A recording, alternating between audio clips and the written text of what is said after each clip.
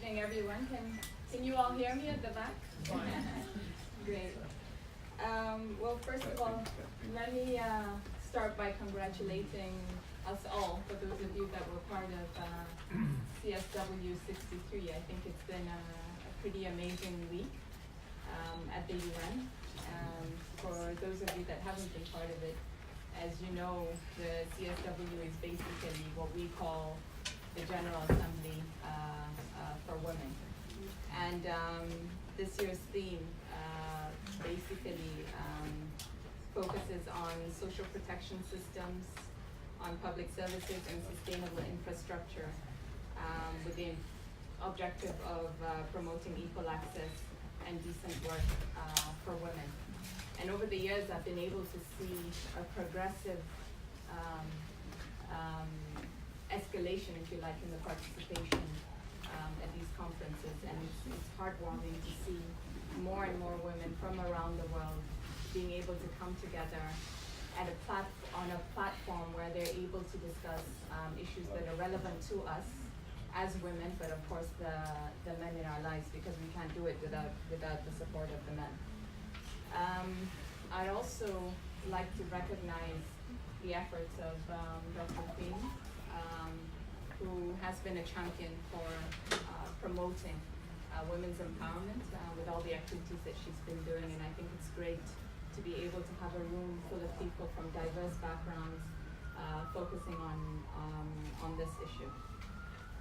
I think I would say in the last particularly decade and a half since Beijing and since the Beijing conference, as you know, we've come a long way in putting the issue of women's empowerment and gender equality at the forefront of both the international agenda, but also national agendas where we're able to push policies and ensure that we have the right laws in place to support women.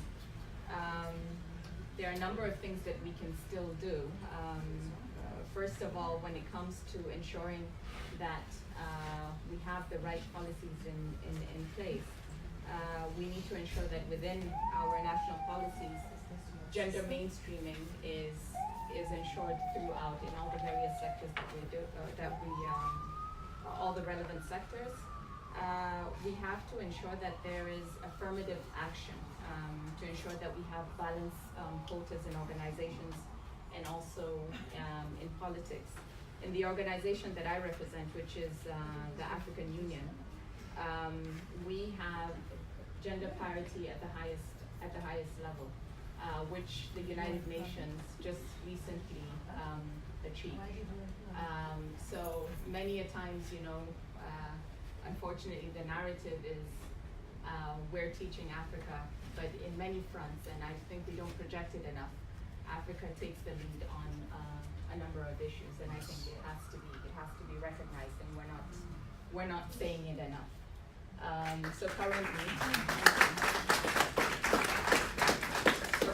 where the African Union Commission is concerned, the leadership consists of the chairperson, the vice chair, and 8 commissioners, and out of the 10 in the leadership, 5 of them are brilliant, dynamic women that are leading us in the forefront.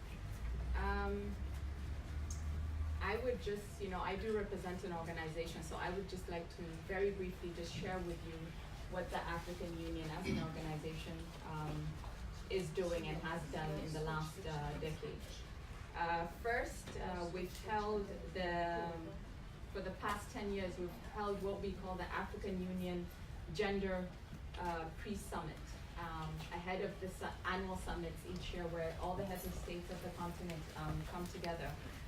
We're able to hold this summit, and this has played a significant role in ensuring that we look at issues and policies relevant to the continent, where we ensure that there is gender equality and mainstreaming and women's empowerment in all our policies.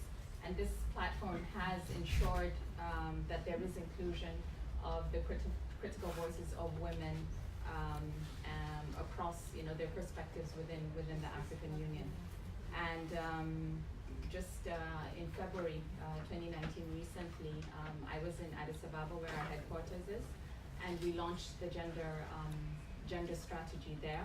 And this week, within the margins of the CSW here at my office, we were also able to launch it here in New York. And this is basically a strategy that provides a framework to ensure that gender policies are aligned with our national policies. In general, I would say that we can definitely achieve greater numbers of women in leadership positions, both in politics and government, as well as the private sector, through this kind of affirmative action. The second point I'd like to make, and I know I need to conclude very soon, is that we need to continue to build capacity and also provide the necessary resources. So as women, I think it's in our nature, and we've already demonstrated that we can succeed despite any policies, laws, or cultural norms that may hinder us. From the kitchen to the boardroom, from grassroots to international platforms, we've continuously proven ourselves. And now having the policies and laws in place just allows us to ensure that we have the legal framework to do that. And as women, we ourselves need to create the opportunities for ourselves and for each other. So I believe we can only do this by ensuring that we have the right enabling environment for us to thrive both economically and personally. And I always say to people, honestly, especially, and this is a strong message particularly for women, we don't even need to like each other, but let's recognize each other and let's see ourselves in each other. If there are opportunities, when you hear a woman's voice or you see her initiatives, pull her up, take her forward, push her forward. We need to do it for ourselves. Nobody else can do it for us. And of course, we need our men to back us up. Thank you very much.